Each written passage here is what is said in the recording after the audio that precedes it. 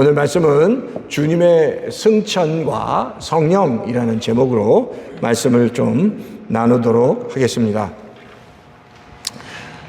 이제 우리가 요한복음 부활 이후 요한복음 21장에 대해서 말씀을 우리가 나눴습니다. 부활 이후에 예수님께서 제자들에게 나타나셔서 또 베드로에게 나타나셔서 베드로에게 세 번의 질문을 하셨죠. 네가 나를 사랑하느냐라는 질문 통해서 예수님께서 왜 그렇게 집요하게 베드로에게 질문하셨는지 우리가 이제 좀 살펴봤습니다. 이제 그 이후에 본격적으로 예루살렘 교회가 세워지고 성령이 임하는 이제 그 성경이 바로 사도행전입니다. 이제 사도행전 1장에 보면 이제 교회가 세워지고 성령이 임하는 장면이다라는 사실입니다. 우리가 사도행전 하면 액트라고 하는데 액트라는 것은 이렇게 행동하는 거잖아요. 움직이는 겁니다. 그래서 사도행전을 통해서 하나님께서 성령님을 통해서 우리를 움직이게 하시기 원하신다는 겁니다. 성령이 임할 때 성도가 움직이기 시작하고 변화되기 시작합니다. 하나님이 원하시는 것은 우리가 사진처럼 정지된 모습이 아니라 영화나 비디오처럼 뭔가 움직이면서 그 살아있는 것을 증거하는 삶, 증거하는 성도가 되기를 원하신다라는 겁니다. 우리가 하나님의 말씀이 정말 임하고 성령이 임하고 말씀이 우리 안에 들어올 때 그 살아 계심으로 인해서 우리가 움직일 수 있어야 합니다. 그렇죠? 움직일 수 있어야 됩니다.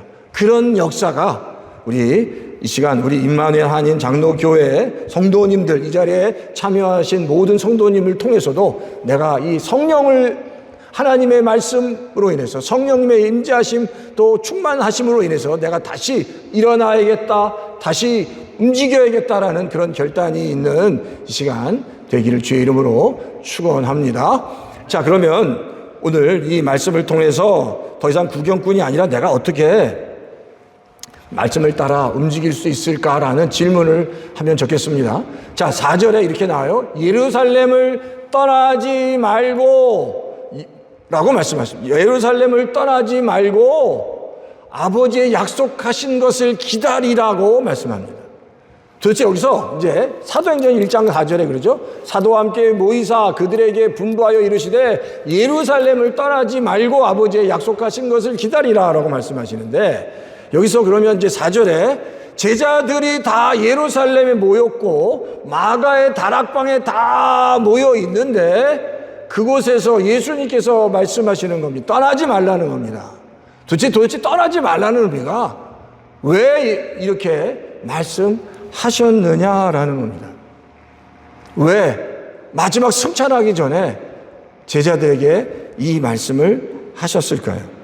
사실 예수님께서 이렇게 말씀하신 이유는 아주 중요한 이유가 있습니다. 왜냐하면 이 예루살렘이라는 곳은 제자들이 지금 굉장히 두려움에 빠져 있는 장소이기 때문입니다. 지금 예루살렘에서 예수님이 십자가에 달려 돌아가셨습니다. 그리고 그 예수님께서 십자가에 달려 돌아가시는 것을 보고 모든 제자들이 예수님을 배신했습니다. 다 도망갔습니다. 베드로는 3번이나 내가 예수를 알지 못한다고 얘기했습니다. 그러니까 이 예루살렘은 지금 제자들에게 어떤 곳이에요? 수치의 장소고 두려움의 장소입니다. 그것만 아니라 이제 예수 그리스도를 죽게 한 십자가에 못 박게 한 주변의 아주 유대인들이 예수 믿는 사람들을 찾기만 하면 또 십자가에 달리게 하기 위해서 감옥에 넣기 위해서 혈안이 돼서 지금 막 찾고 있는 그런 때였습니다. 그러니까 제자들이 어떤 생각을 하셨을까요? 내가 여기를 빨리 떠나야겠다. 내 고향 갈릴리로 가야겠다라는 생각이 확 잡혀 있었던 것 같아요. 근데 그거를 예수님이 아셨다라는 겁니다. 그걸 아시는 예수님께서 그곳 바로 거길 떠나지 말라고 예루살렘을 떠나지 말라고 지금 말씀하고 계신다는 겁니다. 왜냐하면 예루살렘에서 또 다른 하나님의 역사가 일어나기 때문입니다. 우리가 신앙생활 할 때 지금 예수 때도 그렇고 우리가 삶에서도 그렇습니다. 우리가 굉장히 때때로 좌절할 때가 있고 막 실패할 때가 있고 실망할 때가 있습니다. 그러면 우리의 온 생각은 바로 야 빨리 여기를 떠나자. 이 자리를 빨리 훌 털어버리고 빨리 여기를 떠나자라고 생각하지만 성도든지 누구든지 그 실패와 어려움과 고통에서 다시 일어나는 방법은 실패 자리에서 벌떡 일어나야 되는 겁니다. 그 문제 가운데 거기 그냥 회피하고 피하는 게 아니라 그 문제에서 다시 일어나야, 그걸 깨부수고 일어나야 진정한 회복이 있고 진정한 정말 그 온전함이 거기서부터 일어난다는 겁니다. 만약에 제자들이 다 버리고 갈릴리로 갔다면 제자들은 어떤 놀라운 하나님의 은혜도 경험 못했을 겁니다. 우리가 이 땅을 살아가면서 많은 어려움들이 있고 아픔이 있고 좌절들이 있습니다. 때때로 그때마다 빨리 피하자라고 생각이 들기도 합니다. 내가 너무너무 힘들어. 빨리 이걸 피하자. 근데 주께서 말씀하셔요. 피하는 게 아니라 그 자리에서 그 문제를 주님과 더불어서 깨부수고 일어나야 된다는 겁니다. 그때 살아계신 하나님을 경험할 수 있다라는 겁니다. 그게 바로 그럴 때 그 자리가 축복의 자리가 되고 또 다른 하나님의 사명을 받게 되는 자리가 되는 겁니다. 또 다른 하나님의 은혜를 경험하는 자리가 되는 겁니다. 피하지 말아야 된다는 거죠. 제자들이 그러니까 예수님께서 떠나지 말라고 말씀하시고 그리고 떠나지 않고 예루살렘을 지켰던 그 제자들이 어떤 일이 벌어지죠? 성령이 임합니다. 놀라운 하나님의 역사를 그곳에 임했다는 겁니다. 갈릴리에 일어났던 것이 아니라 예루살렘에 바로 놀라운 성령의 역사가 임하고 그때 그들이 하나님을 경험하고 성령님을 경험하고 그의 인생이 바뀌기 시작했다는 겁니다. 그러니까 절대 떠나는 게 실패 자리에서 떠나고 어려움의 자리에서 내가 빨리 피해야겠다라고 생각해 그 자리를 뚫고 그 자리에서 다시 일어나는 그런 역사가 우리 가운데 있을 때 살아계신 하나님이 우리를 통해서 더 놀라운 일들을 행하실 줄 믿습니다. 그러니까 우리가 그때일수록 이런 예배의 자리, 기도의 자리, 하나님께서 주신 어떤 사명이 있다면 내 사명 때문에 너무너무 힘들고 어떤 그걸 감당하느라고 힘들 때 그걸 회피하는 게 아니라 다시 그 사명을 감당함으로 하나님 앞에 나갈 때 더 놀라운 하나님의 은혜와 역사를 경험하게 된다는 겁니다. 그리고 그 자리를 떠난다는 것은 아주 지극히 인본적인 생각이다. 내가 이 문제를 해결하려고 하는 가장 인본적인 생각이 그 자리를 떠나는 겁니다. 근데 하나님은 그 문제는 너 힘으로 해결할 수 있는 게 아니야. 너 힘으로 해결할 수 있는 게 아니야. 결국 너의 문제는 내가 너를 도와줘야지 해결할 수 있는 거야. 그걸 깨달아야 된다는 겁니다. 한국에서 저희 둘째 누님이 계신데 둘째 누님이 제가 갑자기 그 동네가 생각이 나지 않는데,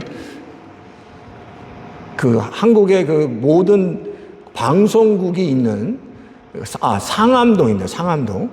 거기에 이제 아파트에 사시고, 그리고 거기서 상암동 거의 최초로 가장 아주 알짜 있는 곳에 카페를 여셨습니다. 그리고 아주 잘 되니까 그 옆에다가 또 카페를 하셨어요. 그러니까.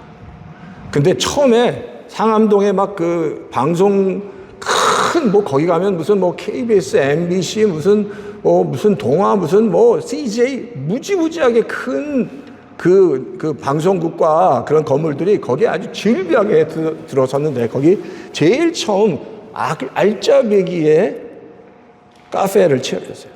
근데 그러니까 이제 커피나 이런 디저트를 하는데 너무 잘 되는 거예요. 2호점을 했습니다. 근데 우리 누님이 참 믿음이 좋으셨어요. 열심히 신앙생활 하는데 너무 이게 잘 되니까 교회를 갈 시간이 없는 거예요. 이게 근데 한국이 처음에는 그 주일날 직원들한테 그걸 맡기고 교회를 갔어요. 근데 점점 한국이 아시죠? 한국이 점점 직원이나 이런 그 종업원을 쓰는 게 더 어려워지고 힘들어지고 까다로워지니까, 그리고 그게 너무너무 인건비가 올라가니까 이제 교회를 갈 수가 없는 거예요. 그래서 너무너무 바쁘니까 교회를 이제 뭐 한 몇 년 못 나가셨으니까.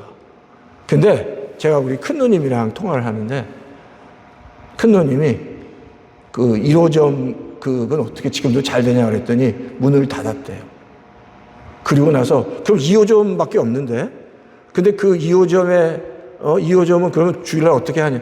요즘은 그 문을 닫고 주일날은 문을 닫고 교회를 나가기 시작했대요. 그러니까. 근데 그 누님이 그런 얘기를 하더라고요. 이제 깨달았다고. 1호점이 너무너무 잘 됐는데 잘 되다 보니까 그 월세도 무지무지하게 올라간 거예요. 그러니까 그게 자기 건물이 아니니까. 그러니까 결국 나중에 장사해서 남아봤더니 다 마이너스가 더 컸다는 거예요. 그러고 나서 우리 누님이 야, 내가 아무리 애쓰고 수고해도 하나님이 도와주시지 않으니까 소용이 없구나. 그래서 1호점 다 내려놨는데 마이너스가 2호점을 하면서도 진짜 하나님이 도와주셔야 되는구나. 그래서 온 가족이 다 주일날은 문 닫고 교회를 나가기 시작했다는 거예요. 얼마 전부터. 근데 그게 옆에서 누가 아무리 얘기해도 안 됐는데 누님이 깨달으면 누님이 야, 내가 아무리 그렇게 돈을 잘 벌었는데 다 뒤로 미치고 더 힘들고 어려우구나. 내가 아무리 해도 소용이 없구나. 하나님이 도와주셔야 되는구나. 깨달았다. 그래서 제가 할렐루야. 아무리 우리가 애써도 소용없습니다. 하나님이 지켜주셔야 돼요. 하나님이. 내가 하려고 하면 잘 되는 것 같고 그런 것 같아요. 결국에 그게 다 더 힘들어져. 하나님께 다 맡길 때. 그때 하나님께서 지켜주십니다. 그러니까 하나님께 다 내려놓고 맡기시는 우리 임마누엘 한인 장로교회 모든 성도님 다 되시기를 주의 이름으로 축원합니다. 그래서 하나님의 때를 기다려. 성경에도 잘 아시죠? 아브라함이 25년 동안 자기 생각대로 자기가 방식대로 자손을 얻으려고 했습니다. 그래서 하갈도 얻고 뭐 여러 가지 방법으로 그게 다 하나님의 뜻이 아니었어요. 결국 아브라함이 25년 동안 세월을 허송하다가 결국 나중에 철이 든 거예요. 25년 만에. 그러니까 100살 때 철이 드니까 하나님이 그때 선물을 주신 겁니다. 제가 생각해요. 아브라함이 더 일찍 철이 들었다면 한 10년 만에 철이 들었다면 하나님이 이삭을 10년만 고생하고 주셨을 텐데 글쎄 뭐 그건 성경이 그러니까 하나님의 때 하나님께 다 맡기시고 나가시는 우리 성도님 되시기를 주의 이름으로 축원합니다. 자, 두 번째는 그 제자들이 이스라엘의 회복하심이 언제입니까? 라고 질문합니다.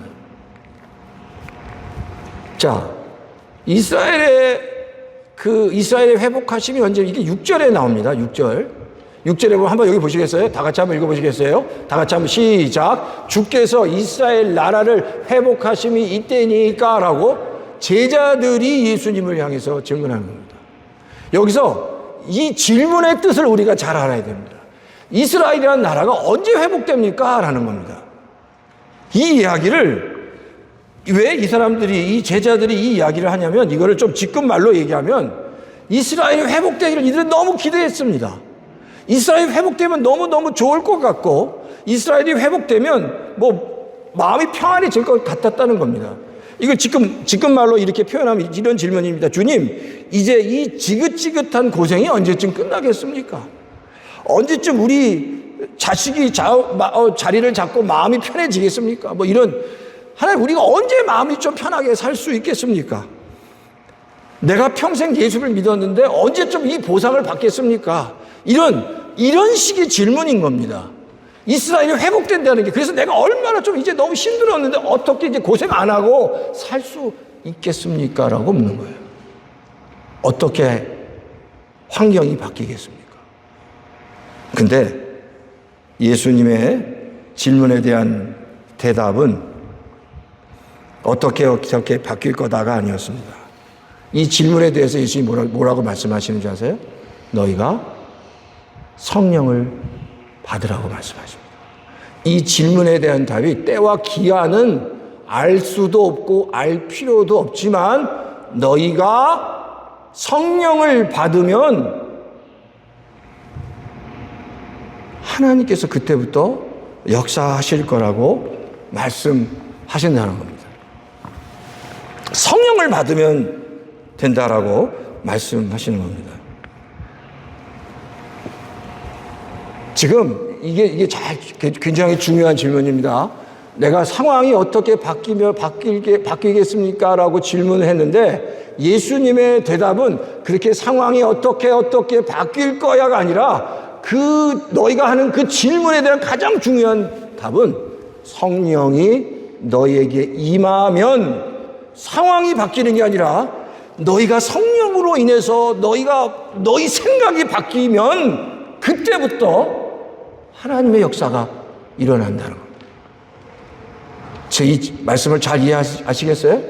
나는 환경이 바뀌었으면 좋겠습니다라고 하는데 환경이 아니라 네가 성령을 통해서 네 생각이 바뀌면 성령이 너에 임하시면 너희가 권능을 받고 예루살렘과 온 유다와 사마리아와 땅끝까지 어떻게 바뀌면 좋겠습니까? 라는 대답에 너희가 성령을 받으라는 겁니다. 너희가 하나님의 말씀을 받으라는 겁니다. 너희가 하나님으로부터 말씀을 변화되면 그 환경이 바뀌지 않아도 하나님의 뜻 가운데 승리하며 살아갈 수 있다는 겁니다. 우리는 잠깐 뭔가 바꿔주십시오. 변화되게 해주십시오라고 얘기하지만 하나님은 환경에 네가 먼저 바뀌라는 겁니다. 하나님의 말씀을 붙잡으라는 겁니다. 성령을 붙잡으라는 겁니다. 그때 하나님의 살아계심을 경험하게 되고 그때 환경이 바뀔 수 있는 겁니다. 내 마음이 바뀔 때 환경이 바뀔 수 있는 겁니다. 환경이 바뀌지 않아도 우리는 그 안에서 더 하나님의 은혜 가운데 더 건강하고 더 놀라운 일들을 경험할 수 있다는 겁니다. 그게 바로 하나님의 방법이다.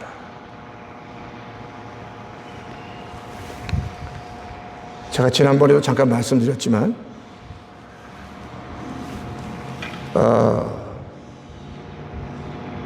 어떤 여자분과 만난 이야기에서 지난번 말씀드렸죠. 그러니까 신앙생활을 아주 잘했는데 한 30 후반에 남편이 갑자기 심장마비로 죽고 딸 하나 있고 그 이후에 같이 살아가면서 하나님이 원망이 생겨요. 내가 이렇게 신앙생활 잘했는데 내가 이렇게 신앙생활 왜 남편을 데려가서 내가 나 이렇게 힘들게 그런 이야기를 들으면 답이 없습니다. 답이 뭐 어떻게 뭐라고 얘기할 거예요. 그러니까 그래서 자기는 하나님이 원망스럽다는데 근데 한 가지 답은 거예요. 아무리 힘들어도 예전의 믿음을 다시 회복하면 되는 거예요. 그게 답입니다. 그게 답입니다.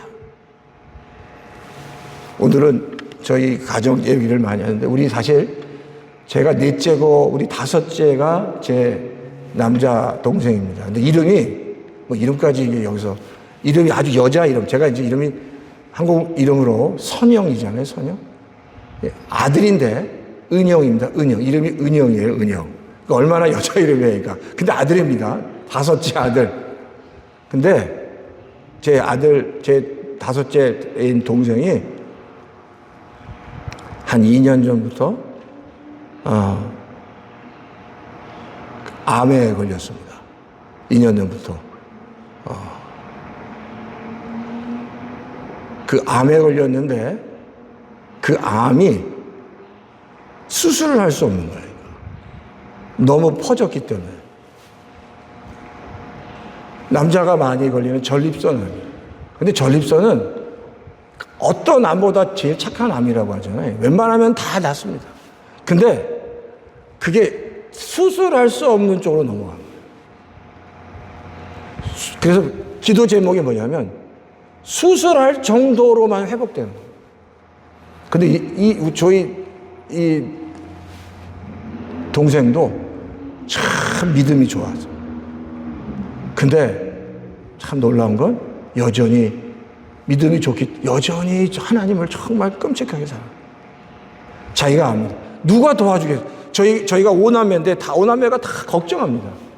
걱정한다고 도움이 되냔 말이에요. 그러니까 안부는 묻지만 자기가 하나님 다시 더 열심히 붙잡는 거예요.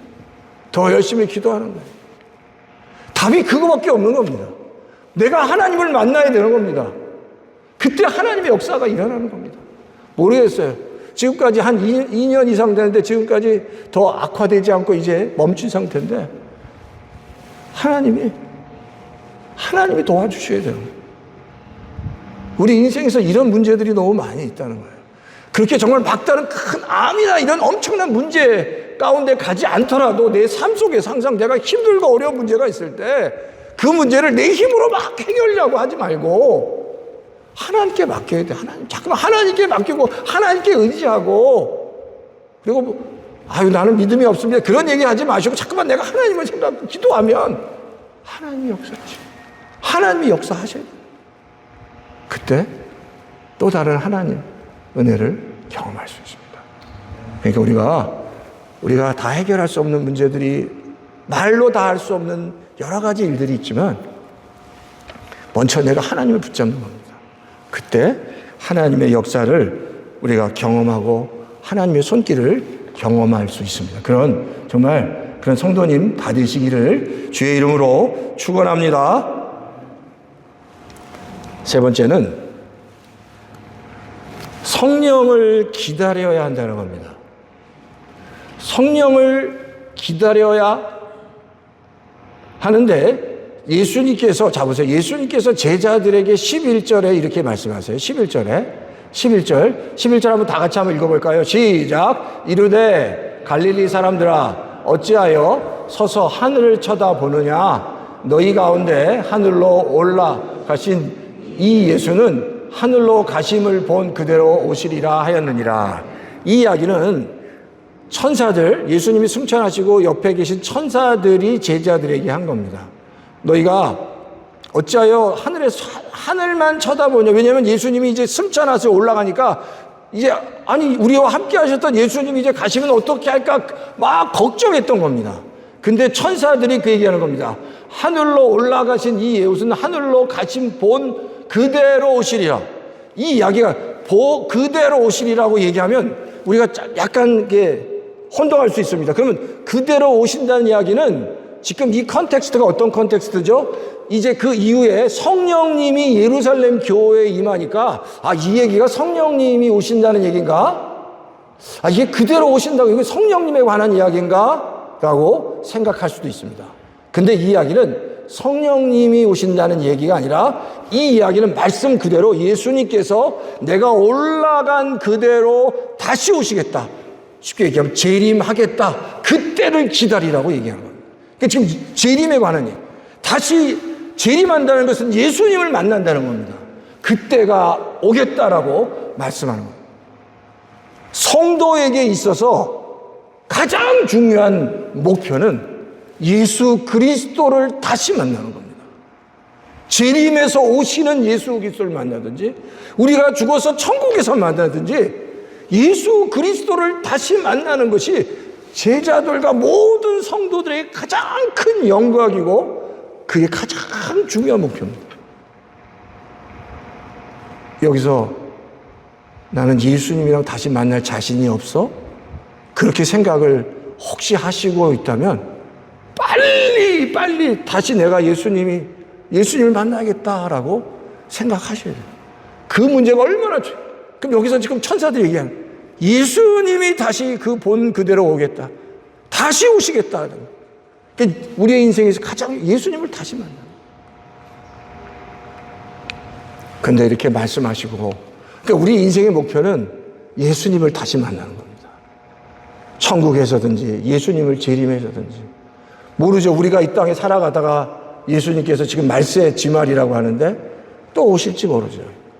어떻게 해서든지 예수님을 만날 때 무서워서 도망가는 게 아니라 예수님 그 예수님을 반가워하며 만날 수 있어야 되는 거예요. 그리고 예수님과 더불어 같이 하늘로 올라가든지 천국에서 만나든지 해야 된다. 근데 중요한 거예요. 그런데 성도가 이 땅을 살아가면서 그 예수님을 만나는 과정에 우리 힘으로 살아가는 게 너무 어렵다. 우리 힘으로만. 그래서 누구를 보내신 거예요? 성령님을 보내신다는 겁니다. 그래서 그 예수님을 다시 만날 때까지 우리가 우리 힘으로 이 땅을 우리의 힘으로 살아가기가 너무 힘드니까 성령님을 보내주신 겁니다. 무슨 말인지 아시겠죠? 그래서 성령님이 필요합니다. 성령님 나를 도와주십시오라는 그 고백도 내 힘으로 내가 내 인생을 제대로 살아갈 수 없습니다라는 고백입니다. 성령님 나를 도와주세요. 내가 정말 힘들고 어렵고 아픕니다. 내 문제 때문에, 내 자식의 문제 때문에, 비즈니스 여러 가지 건강의 문제 때문에 내가 너무 힘든데 날 도와주십시오라는 그 고백이 성령님의 도움을 통해서 그 고백 가운데 성령님의 도움을 구하며 나가야 되는 거예요. 그리고 우리의 마지막 최종의 목표는 예수 그리스도를 다시 만나는. 믿으십니까? 예수 그리스도를 다시 만나는. 그러면 되는 거예요. 그래서 예수 그리스도를 다시 만나기 위해서 성령님의 도움이 필요한 거예요. 그리고 성령님이 도와주시면 우리가 이 어렵고 힘든 고통 많은 이곳에서 우리가 이겨나갈 수 있는 겁니다. 그러니까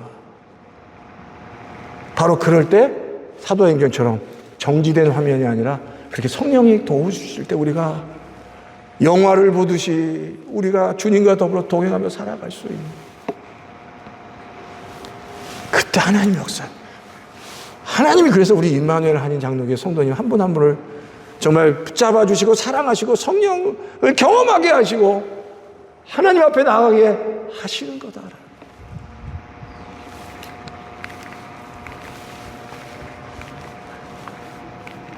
자, 성령께서 오시면 로마서 8장 26절에 이와 같이 성령도 우리의 연약함을 도우시나니 우리도 마땅히 기도할 바를 알지 못하나. 성령이 오시면 우리 연약함을 도와주신다고 말씀하셨습니다. 에베소서에 보면 성령으로 말미암아 너희가 속사람이 능력으로 강건하게 하신다고 얘기했어요.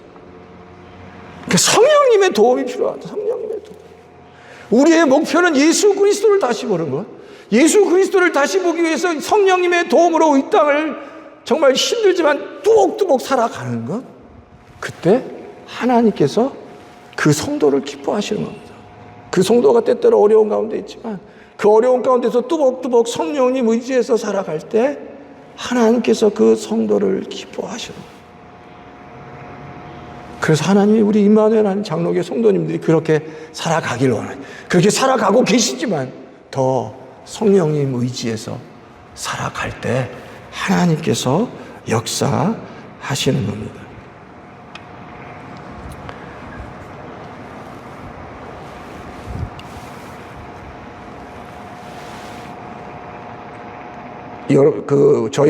저희 집 앞에 감나무가 하나 있습니다. 감나무.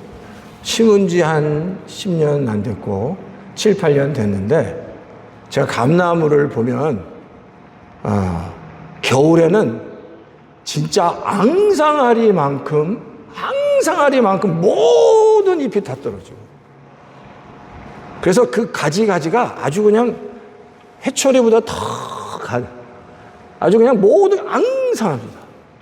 봄이 되고 여름이 되면 새순이 돋기 시작하는데 나중에 이제 여름이 되고 가을이 되면 그 앙상한 가지에서 주렁만한 감들이 주렁주렁 열립니다.